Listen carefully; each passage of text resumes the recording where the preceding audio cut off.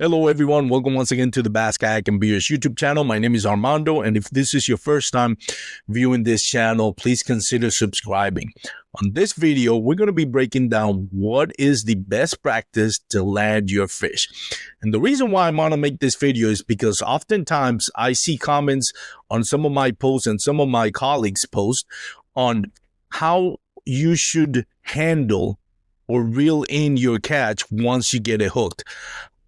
I feel like most of you, like myself, think that the best practice is to wear out or tire your fish out before you bring it into your boat. In other words, working your catch before you reel it in, being patient. Now, that is probably the most effective way for most of the times.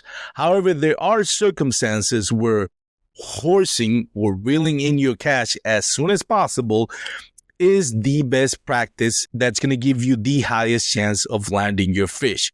But it's going to be situational. And we're going to be breaking down when and where you should horse your fish in and when and where it's best to work and tire your fish out. But before we break that down, please comment below, what do you feel is the best practice for you to reel in your fish once you get it hooked?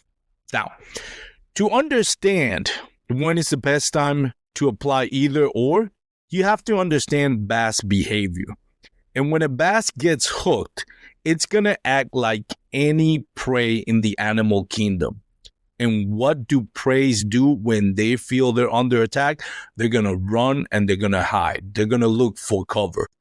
The same thing is going to be the behavior of a bass. A bass will look for cover when it feels it's under attack, and that's going to happen when you set the hook on their mouth. So when you are fishing in an area full of heavy cover, that may be thick grass mats, lily pads, laydowns, brush pile, or any man-made structure that can provide a hiding place. When you are fishing in those areas, you have to understand, once you hook that bass, it is going to look for cover. And if there is plenty of cover nearby, he's going to make his way directly into that cover and try to stave off becoming prey. So when that happens, a lot of times your bass is going to get tangled in lily pads or in brush piles or in laydowns.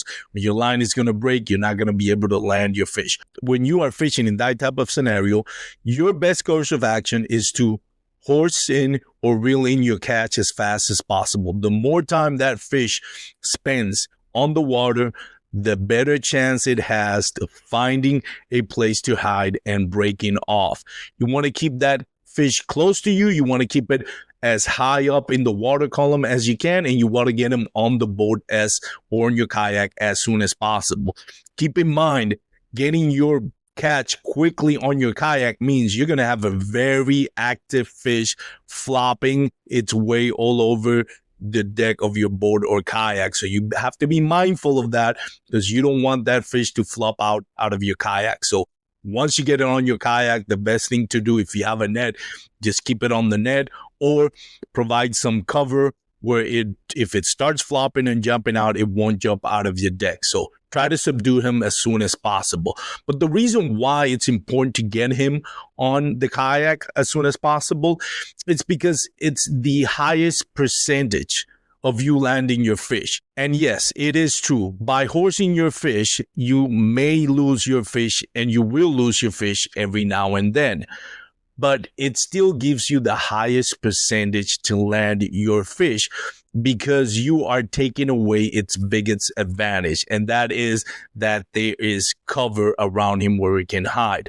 Also consider that if you are fishing on heavy grass, the more he moves around the grass, the more grass is going to be on top of your line, mitigating the tension on your hook and giving him a chance to wrap around that grass and again coming off and losing your fish. So one thing to keep in mind is when you are fishing heavy cover, you want to have a rod with a strong backbone, like a heavy or an extra heavy rod. Fast action tip, you also want to have a heavy test pound line, like a 20, 40 pound braid, And you want to have a reel that you can reel in as fast as possible, something like a 7.1 and above, not a 6.5, not a 5.1. Those type of reels are a lot slower to reel in your catch, and it's going to give that bass an advantage. Again, you want to set that hook and get him in as soon as possible. Keep him on the surface as much as you can, and then having a reel that has a high speed is going to help you keep up with your bass. Now, on the flip side of that, what scenarios do not want to horse in your fish or reel in your catch too quickly? Well, it would be the opposite of that. If you're fishing open water or open flats where there's little to no cover nearby, then there's really no need for you to horse that fish in, because it has nowhere to hide. In those scenarios, you're better off just tiring the fish and letting him work himself out before you land him. That way, when you get him to the boat, you're going to have a more subdued fish, and you're not going to have to worry about him flopping out of your kayak or your boat. Now, other scenarios where you might want to make sure you're being patient with your fish is when you're fishing on a light tackle. For example, you have a medium or medium to light rod. You have a low pound test line, like a 10-pound test line or lower. You have a reel that's a lot slower. You're fishing a finesse technique like a drop shot, or you're using a thin wire hook. Those types of scenarios, again, you do not want to go into a tug of war fight with that fish. Most of the time, they're going to either bend that, if it's a big fish, they're going to bend that hook, or they're going to break that line. So those are the two different scenarios that you have. And again, I hope that gives you a little bit more clarity on when is a good time to horse in your fish and when is a good time to work your fish and tire them out. Feel free to comment below. Let me know your thoughts, and thank you for watching.